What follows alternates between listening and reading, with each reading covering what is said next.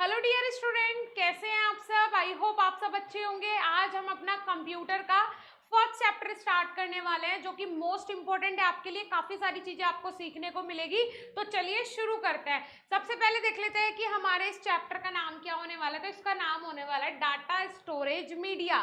Right, आप कहाँ पे डाटा स्टोर कर सकते हो कंप्यूटर के अंदर, उसके कौन कौन से मीडिया होते हैं, उसमें हार्ड डिस्क कौन सी होती है, उसके अंदर प्राइमरी स्टोरेज और सेकेंडरी स्टोरेज के बारे में भी आज हम डिस्कस करेंगे। ठीक है बेटा, चलो यही आपके चैप्टर में दिया हुआ है। तो सबसे पहले तो हम यही देख लेते हैं कि भाई आपके चैप्टर के अंदर दिया क्या हुआ है। ठीक है जी, तो इसमें देखिए आज जो हमें पढ़ना है, सबसे पहले पढ़ना है know about bits and bytes. किनके बारे में जानना जरूरी है भाई, बिट और बाइट क्या होता है। सबसे पहले हम पेन का कलर चेंज कर लेते हैं, ब्यूटीफुल सा कलर ले लेते हैं। चलो जी, ग्रीन ले लेते हैं। ठीक है, सेकंड आ जाता है explain primary memory. Primary memory क्या होती है। उसके अलावा डिस्कस अबाउट सेकेंडरी मेमोरी, मतलब आज हमें बिट्स, बाइट्स, प्राइमरी मेमोरी और सेकेंडरी मेमोरी के बारे में ही यहाँ पे पढ़ना है। ठीक है जी, चलिए तो फर्स्ट ऑफ ऑल यहाँ पे जो डेफिनेशन दी हुई है हम उसके बारे में डिस्कस करेंगे। डेफिनेशन देख लेते हैं। Storage units are the units that are used to store data in the computer. The most common unit of storage in a computer are bit. ठीक है, सबसे देखो, सबसे ज्यादा जरूरी जो यहाँ पे डाटा स्टोर करने के लिए जो यूनिट होती है वो कौन सी होती है बेटा, बाइट होती है। ठीक है, ठीक है, समझ में आ रहा है आपको। अब देखो यहाँ पे storage unit are the unit that are use to store data in the computer. The most common unit of storage in a computer are byte. उसके बाद है यहाँ पे नेक्स्ट आ जाता है हमारा, क्या दिया हुआ है, एंगल टू एंड बिट्स। ठीक है, यहाँ पे सबसे ज्यादा जरूरी होता है बाइट्स, फिर आता है bits. Computer does not understand human language. Computer human की लैंग्वेज को कभी भी नहीं समझता है, इसीलिए यहाँ पे बाइट और बिट्स बहुत जरूरी होते हैं लैंग्वेजेस के कन्वर्जन में। ठीक है, it can only understand binary language. हमेशा कंप्यूटर सिर्फ बाइनरी लैंग्वेज ही समझता है। 0 and 1 we give instruction to, therefore the computer in human understandable language which is called high level language, but computer work on low level language which is called machine language और binary language। देखो सबसे ज्यादा जरूरी जानना आपके लिए ये है कि जो हमारा कंप्यूटर है उसकी जो यूनिट्स होती हैं वो कौन सी होती हैं। सबसे जरूरी बिट और बाइट। ठीक है, पहली चीज। दूसरी चीज, कंप्यूटर एक ह्यूमन की जो बोल सकते हैं लैंग्वेज है वो नहीं समझता है, उसकी एक अपनी लैंग्वेज होती है जिसे हम बाइनरी लैंग्वेज बोलते हैं, जिसके अंदर 0 और 1 आता है। क्लियर हुआ। अब देख लेते हैं बिट्स और बाइट्स क्या होते हैं। सबसे पहले बिट्स की बात करते हैं। All the information in the form of data and instruction inside a computer get stored and proceed as a number. Computer use only two digits 0 and 1. For this purpose this is called the binary code, and 0 and 1 are called binary digits. Bits are the short form of binary digit. Bit is the smallest unit recognized by a computer. All sorts of information from picture and videos to the word। एक second wait कीजिएगा, हम थोड़ा सा इसको scroll कर लेते हैं नीचे। ठीक है, तो यही देख लेते हैं हम। Bits are the short form of binary digit. ठीक है, पर जो बाइनरी डिजिट होती है उसकी शॉर्ट फॉर्म क्या होती है, बिट होती है। Bit is the smallest unit recognised by a computer. All sorts of information from picture and videos to word and sound can be stored as pattern of these two digits. The digit 0 and 1 are recorded as pulses of the electricity and tiny electric circuits. If a circuit is carrying an electric pulse, it is 1. If not, it is 0. Each input given to the computer has to be coded as a combination of pulses and non pulses। अब मेरी बात ध्यान से सुनना है, यहाँ पे pulses और non pulses का भी आपका एग्जाम्पल दिया है। कहने का मतलब है जैसे अगर कोई भी एक्टिविटी हो रही है कंप्यूटर के अंदर, ठीक है, तो वो 1 से डिनोट होगा, जो नहीं हो रही है तो 0 से डिनोट होगा। ये अपनी लैंग्वेज होती है खुद की कंप्यूटर की, हम इसको ना समझ सकते हैं ना जान सकते हैं। ठीक है, इसी के ऊपर पूरा कंप्यूटर चलता है। उसके अलावा जाता है यहाँ पे बाइट जो होता है। 1 byte is a collection of 8 bits. एक बाइट के अंदर कितने बिट्स होते हैं, टोटल 8 बिट्स होते हैं। In other word a group of 8 digit form a single byte. It is the smallest storage unit to store even a single character. It mean a single character need 1 byte or 8 bits to store in a memory। देखिए, कोई भी character जब हम memory में store करते हैं या type करते हैं या फिर जिसका कोई मीनिंग होता है, उसके लिए मिनिमम एक बाइट और मिनिमम 1 बाइट और मिनिमम 8 बिट्स लगते हैं कोई भी डाटा स्टोर करने के लिए। मिनिमम कम से कम इतना होता ही है, ठीक है, समझ रहे हो। अगर आपने ए भी लिखा बी भी लिखा तो उसमें भी इतने बिट्स और बाइट्स यूज होंगे, समझ रहे हो बेटा। चलो आई होप आपको समझ में आ रहा होगा। अब चलते हैं नीचे स्क्रॉल करके। अब यहाँ पे किलो बाइट आ जाता है। अब यहाँ पे हमें वैल्यूज पता चलेंगी कि किसके अंदर किसकी कितनी वैल्यू होती है, ठीक है। थोड़ा सा इरेज कर लेते हैं। देखो सबसे पहले यहाँ पे किलो बाइट है। 1 kilobyte contain 1024 byte. It means 1 kilobyte contain 1024 byte where 1 byte contain 8 bits. So 1 kilobyte contain 8192 bits. समझ में आ रहा है। यहाँ पे इन्होंने कहा कि भाई 1 किलो बाइट में कितने बाइट्स होते हैं, कितने बिट्स होते हैं, वही हमें यहाँ पे देखना है। तो 1 किलो बाइट में कितने 1024 बाइट्स होते हैं, तो कितने बिट्स होंगे। अब इससे आपको 8 को मल्टीप्लाई कर देना है और इज इक्वल टू इसके आ जाता है 8192 बिट्स, ठीक है बच्चे। चलो नेक्स्ट चलते हैं। यहाँ पे आ जाता है मेगाबाइट। अब मेगाबाइट के बारे में भी देख लेते हैं, थोड़ा सा इसको कर लेते हैं ऊपर। मेगाबाइट यहाँ पे भी आपको सारी क्या देखनी है बेटा, डिजिट्स देखनी है, वैल्यूज देखनी है, ठीक है। चलिए तो यहाँ पे पहले इसको इरेज कर लेते हैं। Megabyte, 1 megabyte is made up of 1024 kilobyte. Wow, 1024 kilobyte से मिलके बनता है 1 मेगाबाइट, ठीक है। चलो it means 1 megabyte contain 1024 kilobyte and 1 kilobyte contain 1024 bits. तो इसका मतलब है 1 मेगाबाइट में कितने किलो बिट हो गए, 1024 क्या हो गए, किलो बिट्स हो गए। अगर आपको इसमें बाइट्स देखने हैं तो इसका मतलब होगा कि इसको आपको फिर से इतने से ही मल्टीप्लाई करना पड़ेगा और फिर आपको डिजायर्ड आंसर मिल जाएगा।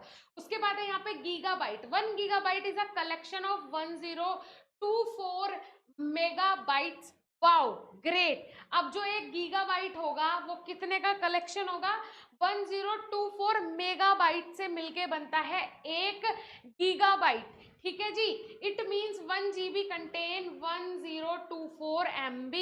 इसीलिए 1 GB के अंदर कितने MB होते हैं, 1024। बोलते हैं ना 1000 MB मेरी खत्म हो गई आज के दिन की, मेरा नेट खत्म हो गया, तो उसका मतलब यही होता है। और GB का मतलब होता है गीगाबाइट और MB का मतलब होता है मेगाबाइट। तो 1 GB के जो आपको डाटा मिलता है उसके अंदर कितने MB होते हैं, 1024 MB होता है, अगर आपको 1 GB मिल रहा है, ठीक है जी। चलो आई होप आपको ये समझ में आया होगा। चलो 1 GB is equal to 1024 MB, ठीक है। यहाँ GB और MB में बात करेंगे वो तो आपको पता ही होगा, मोबाइल सब चलाते हो आज के टाइम पे, इंटरनेट का सबको पता है, डेली जो डाटा मिलता है उसका भी सबको पता है।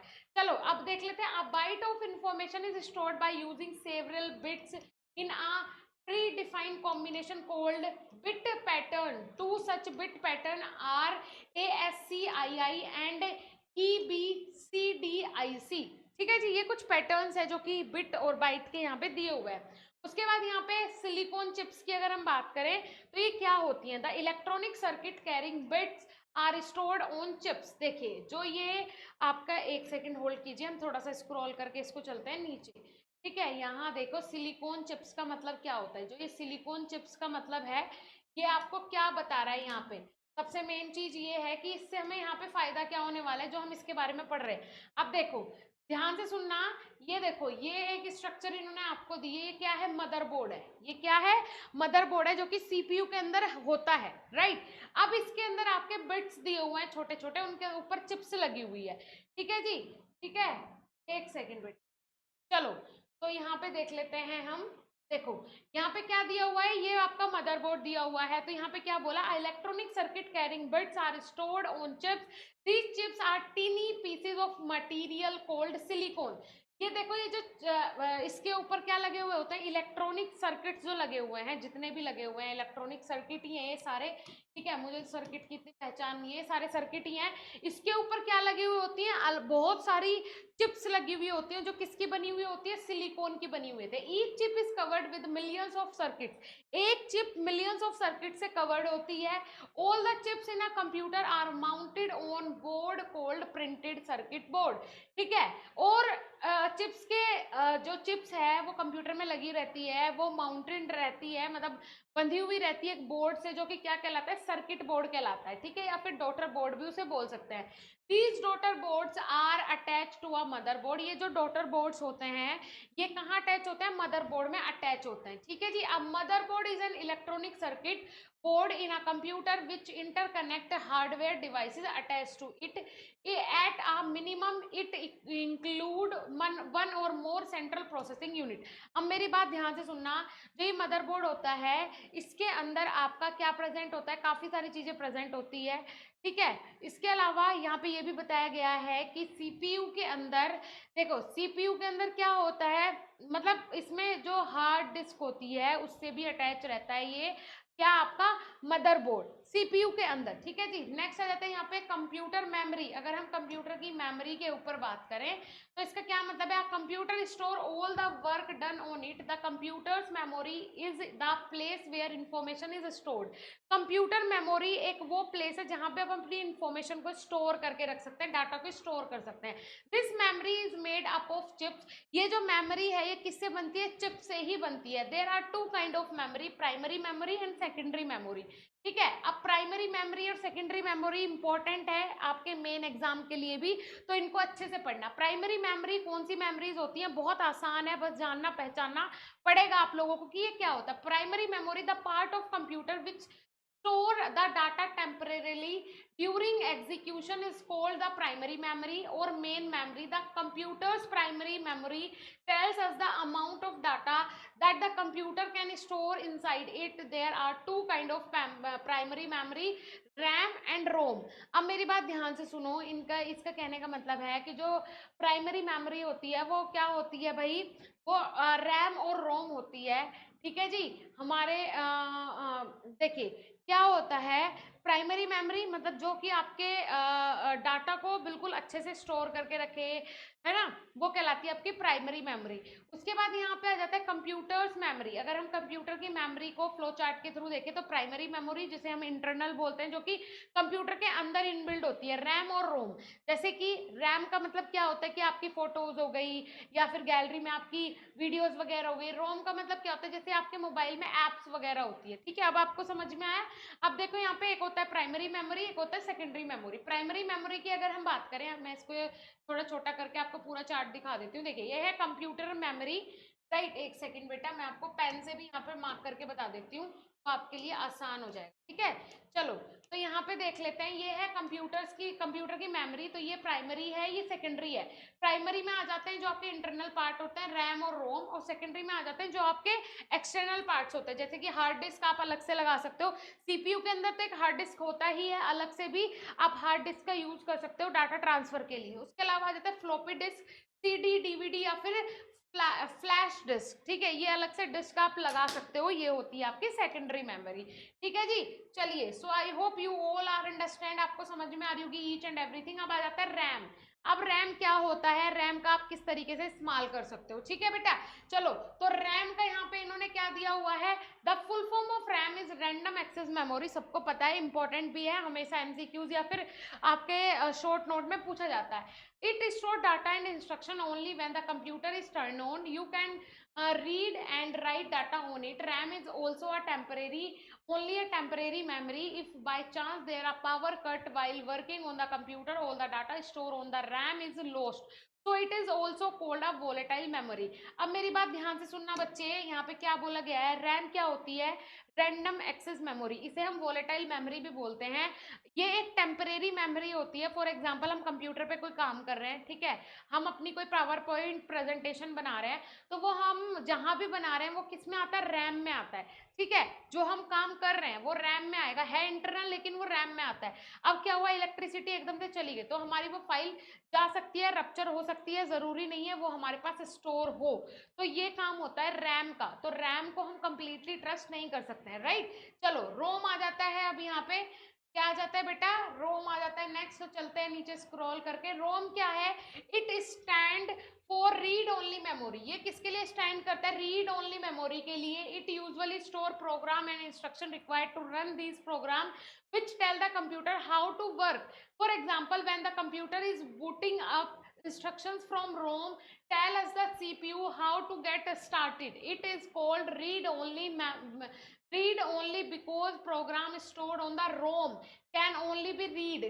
One cannot write on the ROM. Unlike the RAM and ROM hold data permanently, the information on the ROM does not get wiped out when the computer is turned off.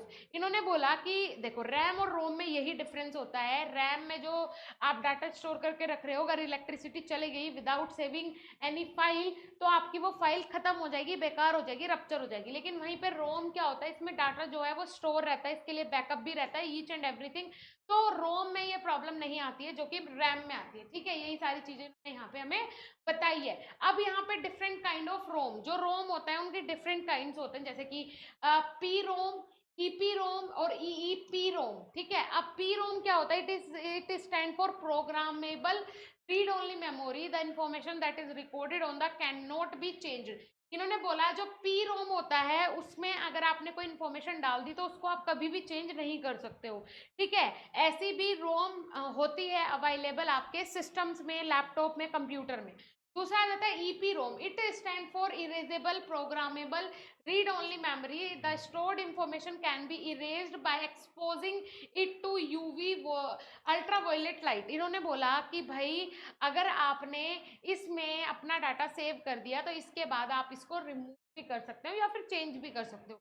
Next आ जाता है EEPROM, it stand for electrically erasable programmable read only memory, the information written on this can be erased during electric signals. This memory type is more flexible than EPROM, ठीक है जी। मतलब EEP रोम जो है वो more flexible है, जो इसके ऊपर हमने क्या देखा, ईपी रोम देखा उससे, ठीक है। यहाँ पे इलेक्ट्रिक सिग्नल्स के थ्रू ही आपका डाटा इरेज कर दिया जाता है अगर आपने कोई भी मिस्टेक कर दी है, ठीक है। आपको कंप्लीटली उसको लॉस नहीं करना पड़ेगा। नेक्स्ट आ जाता है आपका secondary memory, sometimes there is so much information that is can not be saved into the primary storage device. अब देखो कभी कभी ऐसा होता है, आपने देखा होगा आपके मोबाइल में, आपका जब मोबाइल का स्टोरेज फुल हो जाता है तो आप उसमें क्या डाल देते हो, मेमोरी कार्ड डाल देते हो घर से।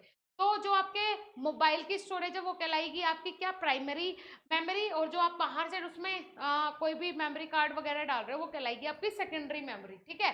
समटाइम उसके बाद क्या आ जाता है, in that case data can be saved outside the computer in the secondary storage device, this is called secondary memory. Secondary memory is also called auxiliary memory or external memory. Data need to saved so that it can be used anytime. In such a situation we require to store information in a secondary memory device. A few example of secondary storage device are floppy disk, CD, DVD, pen drive and hard disk, ठीक है बच्चे। तो यहाँ पे आपको बहुत सारे ये इन्होंने एग्जांपल्स भी दिए हैं सेकेंडरी मेमोरी के, मैंने आपको बताई दिए। सेकेंडरी मेमोरी वो मेमोरी होती है जिसको आप बाहर से यूज कर सकते हो स्टोरेज डाटा के लिए, ठीक है। जैसे कि यहाँ पे इन्होंने काफी सारी चीजें हमें दी है, सीडी हो गया, डीवीडी हो गया, ठीक है। इसको पहले हम कर लेते हैं इरेज। यहाँ पे देखो सीडी ड्राइव है, हार्ड डिस्क है, पेन ड्राइव है, मेमोरी कार्ड है, सीडीएस है, ठीक है। इनमें आप अपना डाटा स्टोर कर सकते हो। The amount of data can be stored in any of these devices is called its capacity. It is measured in megabyte, ठीक है। 1 MB का है, 2 MB का है, ठीक है। तो इस तरीके से यहाँ पे ये भी इंस्ट्रक्शंस दिए हुए हैं। चलो जी ठीक है, नीचे चलते हैं। अब आ जाता है सीडी और डीवीडी क्या होते हैं। What are CD and what are DVDs, ये बहुत इंपॉर्टेंट है जानना आप लोगों के लिए। तो सबसे पहले यहाँ पे सीडी के बारे में देख लेते हैं। व्हाट इज सीडी, तो ये किसके लिए स्टैंड करता है, it stand for compact disc, ठीक है। सीडी की फुल फॉर्म होती है compact disc. It is round shiny disc that can store and read data and program. There is a CD drive in a CPU to run the CD. It is called it can hold a lot of data 650 MB or more.